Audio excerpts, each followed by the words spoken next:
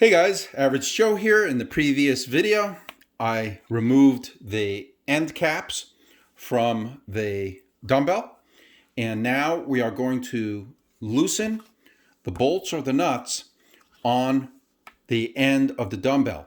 Now, you'll notice on 552 Series 1, it's a bolt. On 552 Series 2, it's a nut on a threaded shaft. And on 1090, it is a nut on a threaded shaft. Doesn't make a difference which one it is. You're going to be removing one of the bolts. Almost always, you will discover that on one end of the shaft of these dumbbells, the bolt or nut is jammed on super tight from the factory. You're not going to easily get this bolt off. Don't worry about it. You're just trying to get one end to loosen so that you can disassemble the parts from the dumbbell. If the other end doesn't come loose, do not worry about it. You don't really need to take that bolt off or that nut off in most instances. So you're going to get your two ratchets and you're going to set them for removal.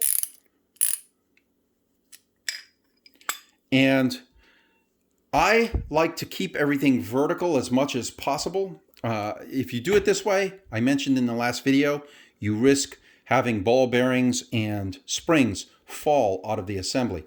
So instead, I do it from the vertical. And basically, you can see I don't even have my hand on that bottom ratchet.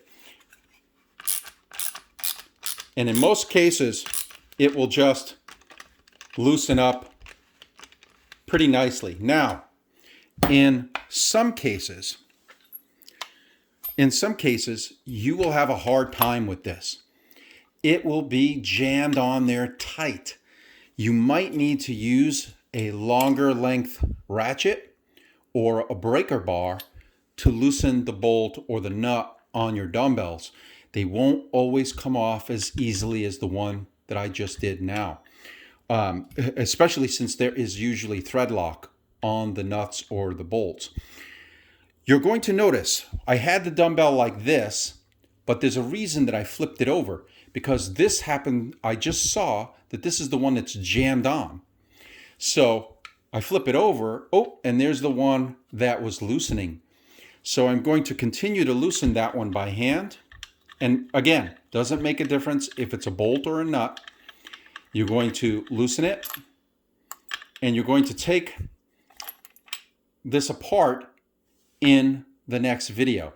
So I will see you in the next video.